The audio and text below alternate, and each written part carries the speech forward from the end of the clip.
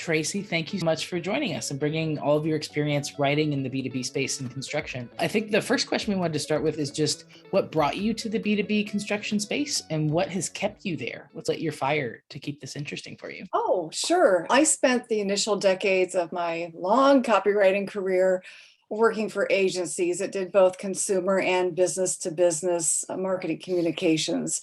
And over time, I found that I really preferred the B2B communications because the topics are more complex and therefore I would say they are more interesting to me. B2B projects I have found require good interviewing skills and analyzing skills and planning skills and research as well. And all of those things I just mentioned are really in my wheelhouse as a writer. During my agency years, I had an opportunity to do work for a lot of heavy equipment manufacturers. That was really my first introduction to the construction space. And then 10 years ago, I decided to venture out on my own and start my own B2B copywriting business. And I have focused primarily on the construction and manufacturing industries because, as I mentioned earlier, I just really writing for those types of clients. And when you say you had opportunities to write for heavy equipment, is it that you got assignments and just learned as you went, or what was that introduction of learning about that? That's a great question, Sarah. When you work for an agency, and some of the writers you work with maybe at agencies now, or maybe have done projects for agencies, but when you are employed by an agency, you have to be able to do everything. You get thrown assignments all the time from account managers, and you're expected to do everything: print and digital, collateral pieces, case studies, videos. You learn over time how to be innovative, but also adaptive to what the client needs. For a writer just starting out, I would say, hey, an agency is a great place to start because you get many opportunities to work with many different clients, to learn who you like to work with, what types of accounts you enjoy, but you also become very skilled as a writer because you learn how to write for different mediums and in different voices. And you pick up a lot of techniques and skills that you might not learn as quickly if you were on your own as an independent contractor. Yeah, I'm hearing just that flexibility piece. Like you learn how to really take the skill you already have that's inherent to you and then actually mold it to what people need out there. Right. Yes, absolutely. Well, I wonder if we dig into construction a little more deeply. Sure. What is the construction industry when we talk about B2B? Like, who are the people who need writing when it comes to construction and manufacturing? That might be the best place to start. Sure. I'll start with the basics about the construction industry. It's often referred to as the AEC industry. And AEC is an acronym that stands for architecture, engineering, and construction. And those are three very different disciplines. I've heard from other writers who write for architects and engineers that writing for them can be rather complicated and more challenging because those are specialized subsectors of the construction space, and they have their own jargon and special ways of doing business. The learning curve can be pretty steep. Therefore, my recommendation to new business-to-business writers is to focus on contractors in the construction side of the AEC industry. Cool. I'm embarrassed because I've written in construction and I don't think I knew the AEC industry. That's really cool. Like when you dig in and find out more. Right. And I want to pull apart this phrase, the learning curve is very steep, because a great way for a new writer to translate that is that your expertise in this niche will be reflected in your rates until you have expertise. Yes. It's like when you're first starting out, if you don't know that jargon and if you can't hop in and just be fluent in everything that's happening, you are going to get like beginner and like less rates, maybe less ideal situations. But this is one of those niches, to me, it seems, at least from the outside, once you do get into an intermediate advanced space, then it's like the tables kind of turn and you can really be in demand because you've already done all this prep work. You've already gone through this whole learning curve that a client didn't have to pay for because they weren't like training you. Absolutely. Would you say that's about? That is well said. And I'm going to share one thing I have learned throughout my long copywriting career. And I've been doing this. I'm in my early 60s now. Okay. I've been a copywriter since I was 22. I've been doing this a long time, Cool. but I wish I could go back in time and tell my younger self, pick a niche. Don't be a generalist, because I have found over time, clients really are searching for writers who are specialized in their niche. And in this case, we're talking about construction, right? I've even had new clients who have found me via internet searches say, hey, Tracy, I typed construction copywriter to find a writer who knows my business, and your name popped up. Thank you for search engine optimization. And that's what you want to hear. Yeah, that's what you want to hear. And that's why I can command higher rates, is because I have a portfolio that demonstrates I know their business, I understand their lingo, I know what concerns them and what they're trying to achieve. And they value that in a writer. So the best way for a new writer to dip their toe into the construction space, I would say, is to start with small clients who have small budgets and just start to work with them slowly. And that would give you time to build your own knowledge about the construction space. And then you start building on that, and you will value for your business and what you offer to new clients. I love that. And it takes the pressure off too, because like ultimately the goal is to niche, but when you go slowly like that, you can just take little turns and tweaks as you go, because you're teaching yourself. And like maybe you get into more into green energy or sustainability, or there was one really specific construction project I did that was just retail renovations, construction contractors. So it was like this really special crosshairs in the industry. And you have that freedom within the niche to figure out what you really like. So it's not like you're signing up to be chained to something, but you're given the key into this whole world that you might not have known existed. Absolutely. And if you're interested in writing for construction and you start to read more about it, maybe do some little projects here and there in the construction industry, you will learn what you like and you don't like, and you can start to gravitate towards those topics that you really enjoy writing about. And you're doing yourself a favor, but at the same time, you're also creating a niche for your business. That's really smart. Tell me about contractors, because it feels like that's the egg to crack. And then you can kind of figure out how to be prospecting and pitching and stuff. That's where I recommend starting if you're interested in the construction industry. There are a lot of different types of contractors. First of all, you have residential versus commercial. Residential contractors focus on single family homes and multifamily buildings, such as condos and apartment buildings and townhouses. But there are also different sizes of contractors. So those would be small, medium, and large. And generally, the contractors that have less than 50 million in annual revenue are considered small. Medium contractors earn between, say, 50 and 250 million. And then the large contractors bring in revenue even higher. Yeah. Yeah. That's a really cool place to stop. And like, it's amazing that there's enough difference between those size contractors that it affects how they do marketing or how they do content. Is that kind of where you've experienced it? And as you can imagine, the medium and larger size companies have more people on staff. They might even have their own marketing department, or even maybe just a marketing director who outsources writing assignments. That's a great opportunity for a writer to get their foot in the doors if they can contact a marketing director or manager in-house who assigns writing projects. Yeah. But then the smaller contractors too have a different need, because they have such a small staff, maybe just a handful or half a dozen employees, or who knows, maybe a few dozen, but maybe they don't have the resources in-house to do any marketing or writing on their own. And they really need someone to help them promote their businesses effectively. And I find they are very eager to find a writer and work with that writer and develop a relationship. And then benefit from everything you know about working with everyone else in their industry. But you're almost wiggling into this consultant partner mode, because you can help them make better choices about what they're hiring you for.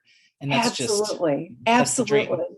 Right. That's the dream, Sarah, because if you are seen as not just a writer who takes orders, but actually a strategist, a consultant, someone who can bring ideas and suggestions to the table, your value increases even more. And as you said earlier, that leads to higher rates that you can charge. And that's what we all want. Cool. And I think you had mentioned something about general contractors versus specialty. That almost feels like another niche that you could have if you could really narrow it down to like electricians and engineers. Yep. Sure. There are general contractors and specialty contractors. General contractors are the bigger companies who manage entire projects. They do it all. But the specialty contractors, also referred to as subcontractors or subs for short, just work on certain aspects of projects. And I'm just going to read a short list of examples here. We have excavators, concrete specialists, carpenters, electricians, drywallers, plasters, plumbers, painters, window installers, roofers, masons. The list goes on. I've done work for fencing contractors who install fencing for large commercial projects. You wouldn't think, hey, maybe I want to write for fencing contractors, but there's a market out there. You can focus on just that and probably do really well because all of these big companies need fencing to protect their buildings. And that's really just like an ice pick you can put in any of these industries. There's enough business to support them having a business. If there's enough business to support them having a business, there's enough business to support you writing for those businesses. Because like they wouldn't be doing that if there wasn't money in it for them as well.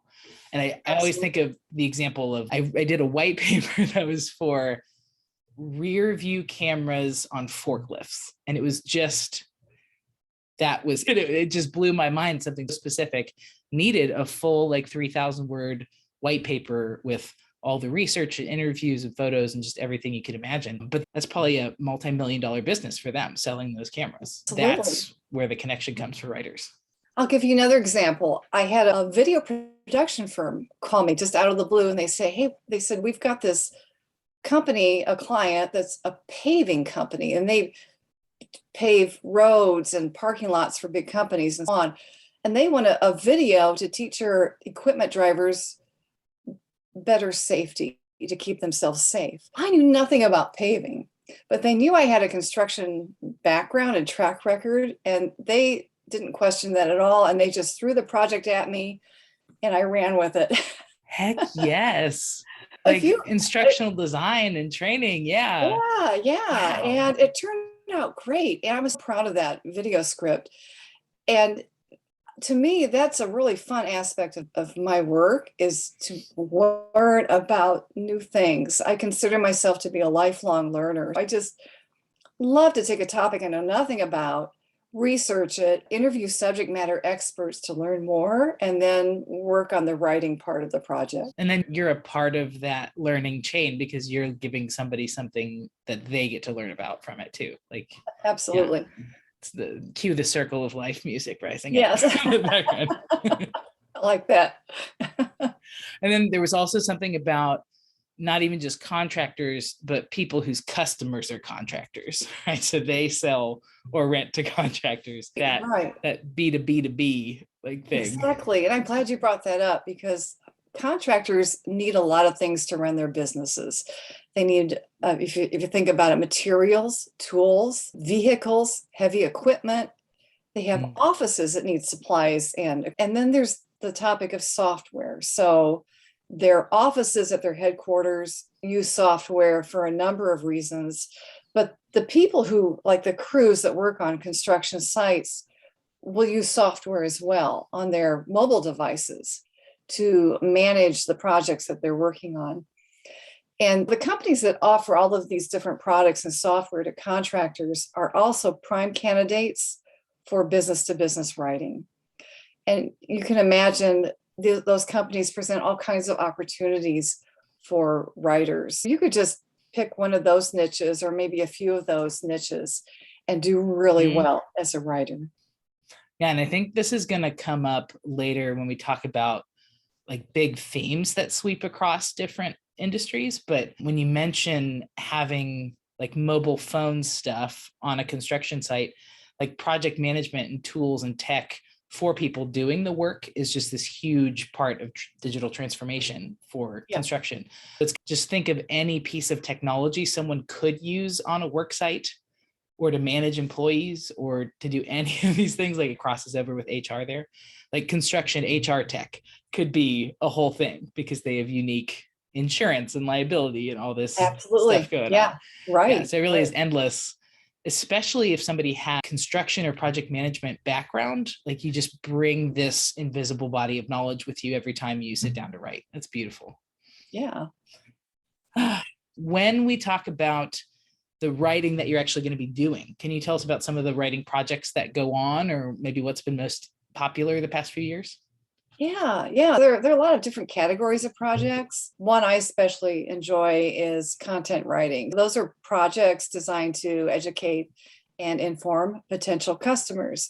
I do case studies, brand ambassador profiles that highlight executives and employees. I've written annual reports, ebooks, which I really enjoy. It's one of my favorites. And then there are other things, other types of content like infographics and blog posts, white papers, which you just mentioned, video scripts, website content, and then advertising copy for both print and digital ads. That's one category. Then there are copywriting projects, which are more geared toward persuading customers who are ready to make a purchasing decision. So those might be product brochures, flyers, spec sheets about products or services, things of that nature. I've also done branding projects. That's the third category. Oh, cool. Branding is developing slogans or taglines or even names for products or services. I don't get too many projects like that, but when I do, I have a lot of fun with those because they're very creative projects. And if you like just coming up with a lot of new ideas, branding is a really good way to do that. And then finally, there are more down and dirty business development projects, I'll call them. Those would be things like writing business plans, or maybe standard operating procedure manuals. But those are things that smaller businesses need and want, but they have no idea how to write these on their own. And they really need a writer to help. And I've had to take this advice from a friend myself because I forget this too. But sometimes it's just paying someone for them to set aside the time to sit down and think and put their thoughts down. That's a huge value you offer. Even if they're just concepting a new product or brainstorming the next year's content, knowing that they could call you, bring your construction expertise into it, and then have 2 hours on the calendar over the next month or something to know it's going to get done. That's like that alone is just a whole valuable thing to offer. All my clients tell me, Sarah, I don't have time to write down what I need from you. Can you just call me and I'll tell you over the phone or through a Zoom call and I'll explain what I want. So that's usually how it's done. I think we just had our first $1 million business idea together.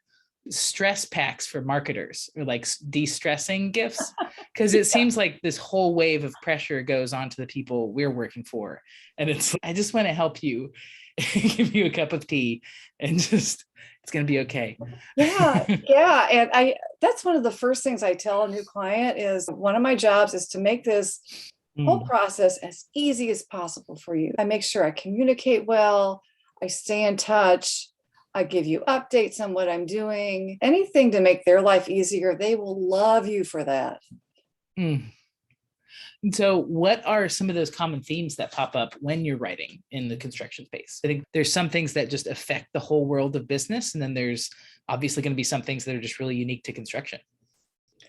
That's right. And if you're writing directly for contractors, which we covered earlier, you can expect to help them promote their areas of expertise, whether it's general contracting or some specific type of construction service they offer. You can help them promote their various services, but especially focus on their differentiation. How are they different from their competitors?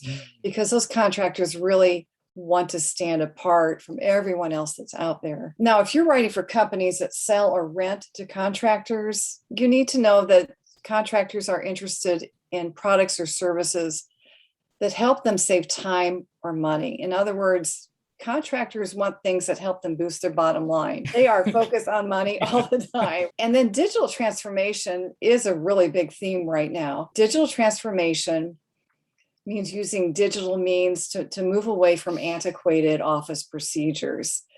And that's important because the construction industry is historically very slow to adopt new technology. There are a lot of contractors, for example, that still use Excel spreadsheets to do their accounting and their project planning. And you can imagine how slow and difficult that is. But now there are all these software as a service companies that provide applications that make the process digital and much easier and faster. And a lot of contractors are starting to catch on. Yeah, that and a lot more compliant, because I'm thinking of situations where like people have to check in and out of the work site and they have to make sure they're wearing certain safety equipment and stuff. And that might be a process I'm making up, but that could be a process that was tracked on a printed out piece of paper and had to be like typed in at the end of the day. Whereas now it's boop on your cell phone or your pad, walking around and checking stuff. And it improves communication among teams because they can communicate within an app. They can check to see if they are staying on budget.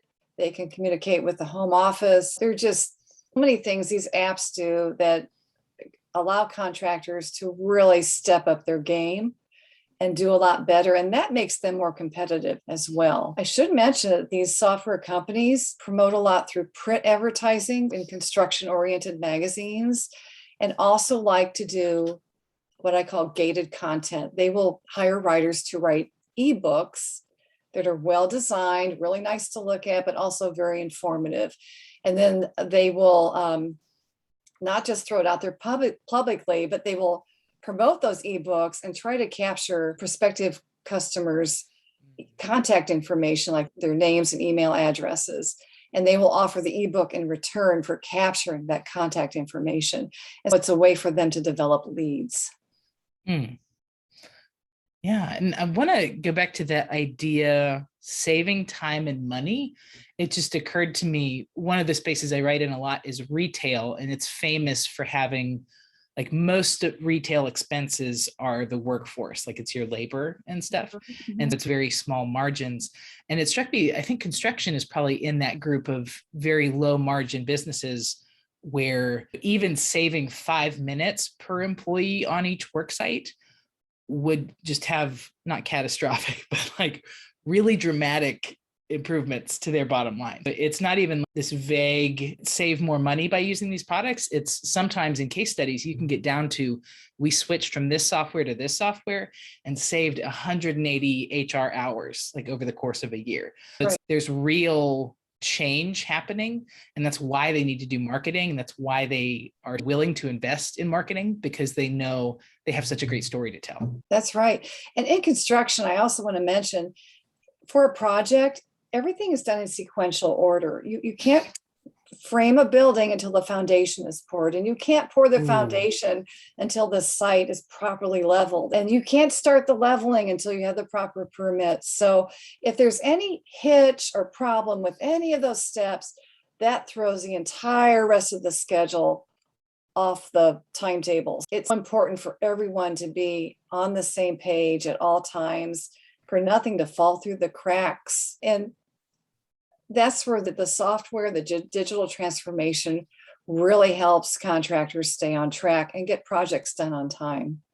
So there's a lot of interest in that right now.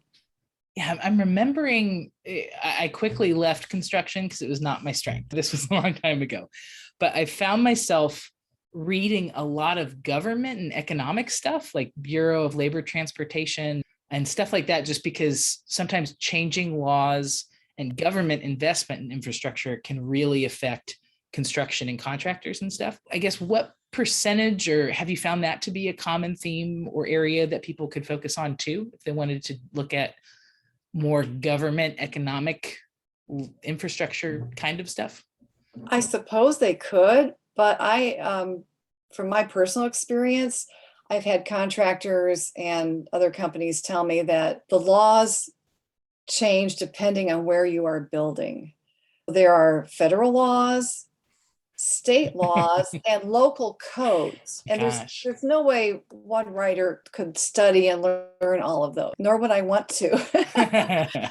I really don't delve into that, but that's probably a good thing to maybe touch on with a contractor if you're writing for them. You know, how do the codes and regulations affect your work? Do I need to touch on that in this project I'm writing for you? Just to give you an idea. Yeah. Well, even just talking through that, I feel like for a new writer helps you see. To us, it's, yeah, you just build a building, move along. But for a business trying to build a building, like they might be operating out of California and running a $50 million project in Virginia. Yep. And at different stages of the project, different hiring crews, different contractors coming in and out, different stages of the project, like I said. So it's much more complex. And that's why we get to be in there reading and writing and doing this stuff. And I don't want anyone listening to this to be overwhelmed by all the complexities of construction, because it probably sounds like, oh man, this is a lot to tackle, but it really is an interesting, fun industry to write for. I love it. I enjoy it. I enjoy all my clients, and they really look to me as a partner in helping them grow and scale their businesses. Again, there's just a wealth of opportunity in this space for writers to do really well. Yeah. And I wonder with that, could we look at some quick tips for someone who's, wow, this has sparked everything that I could want. I have a little bit of interest in this from playing Tonka trucks when I was like 5. How would they dive in? How would they get started and see if this was for them? Yeah, as you start to maybe get a few clients, I would say do your best to learn about their companies, their customers, and the topics they want to promote. For example, I recently was charged with writing a leadership piece about power distribution units, a topic I knew nothing about. These are basically big commercial sized versions of the little power strips we have at home. But these are for running equipment in data centers and other big commercial applications. So these are like just giant sized power strips. I didn't know anything about these. I had to research this topic online and acquire enough knowledge to write about it really well without plagiarizing any of the sources I had found. But I just found that fascinating. And now I know a little bit about power distribution units. Yeah. So don't be afraid if you're thrown a topic you know nothing about. That happens to me all the time, because you can go online and research anything and find even after decades. Yeah, absolutely. And you can find enough out there on the internet to write. Always cite your sources. If you're pulling a particular quote or statistic, cite your sources. You want to do that, but don't be afraid to tackle new topics. I would also tell writers just entering the construction industry, start with smaller clients to build your knowledge and your skills and your comfort level. You could, for example, start writing blog posts for a small contractor, or maybe write a small brochure for them. You could even help with their website. Maybe they come to you and say, man, my website really needs some work. Can you help me? You can say, yes, I can do that. And as you do that, you learn more about what contractors need and want. And that makes you more valuable to the next client you find. And research has come up pretty much every time. So where do you go for research, or what are good places to plug in and start to let the industry circulate around you while you're learning? One good website is called constructiondive.com. Yeah. It's a good source that provides news and analysis for the construction industry. And you can go on there and just literally dive into Construction Dive, because you're going to learn a lot by reading on that website.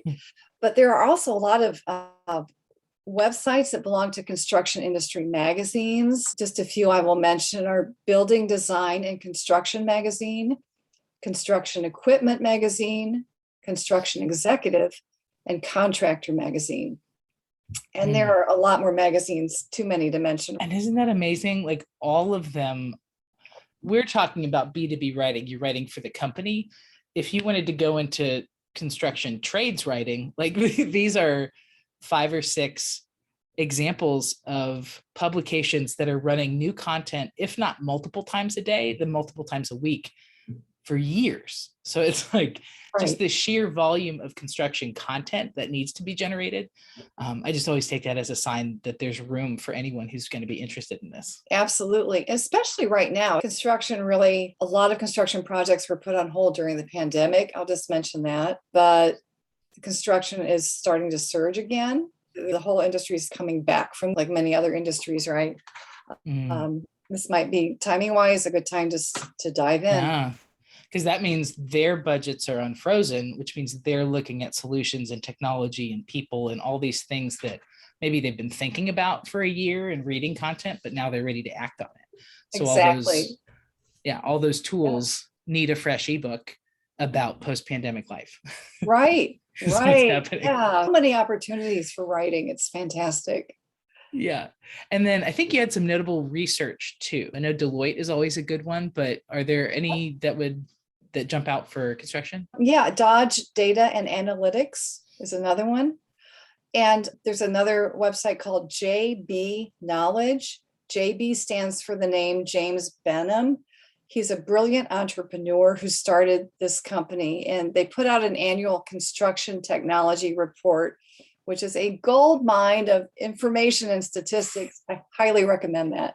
Annual report, state of the industry, just state of the industry X, and it'll give you much good stuff. Yeah, yeah. Just Google that. Google construction technology updates or things like that, and there'll be all kinds of things that you can read and learn. This has been crazy. We're getting close to the time. I don't want to take up too much of your time, but I did want to leave with this final question of just what companies in this space tend to look for in a writer, or what, I guess, skills you've had that you feel like they really appreciate, that just really stand out. First and foremost, I have found, and I think I mentioned this earlier, but they tend to prefer writers who have experience writing for the construction industry. The best thing you can do starting out is to get your feet wet and start to acquire some clients in the construction space. Start to build a small portfolio of examples of your work that showcase your focus on construction. That's really important because that will help position you as a copywriter who has experience in the construction market. Secondly, start promoting yourself as a writer who focuses on construction in general or on certain aspects of construction. And you'll learn that as you go along, how you want to position yourself. You will want to start by doing that on your website, front and center. Also on your LinkedIn profile, very important. And as you get more clients in the construction space, rework your website content to reflect that. Again, don't promote yourself as a generalist who can do it all, write about anything. To get the interest of construction marketers who need your help, you need to tell them on your website and your LinkedIn profile that you are focused on the construction space and you are ready to help them. And finally, be sure to include an online portfolio of your work. That's really important. People want to see the samples of your work in the construction space, and that will also demonstrate your capabilities. Yeah, and that's just really interesting because I think we're going to find that some niches, everyone wants a writer who knows their space. That's just the truth. But there are some niches that seem to be more flexible about, I can see you have writing talent. I'm sure we can make it work with you. What comes to mind is marketing and digital marketing, maybe higher ed just a little bit, but not really. But construction really skews on that side. The more expertise or the more you've practiced in that niche, maybe with your spec pieces, the better. Yeah, prospective clients will really gravitate toward that. Say, I really like the fact that you understand construction. Can you help me do this project? And then you start telling more about yourself and you try to clinch that deal and get a first project. Yeah.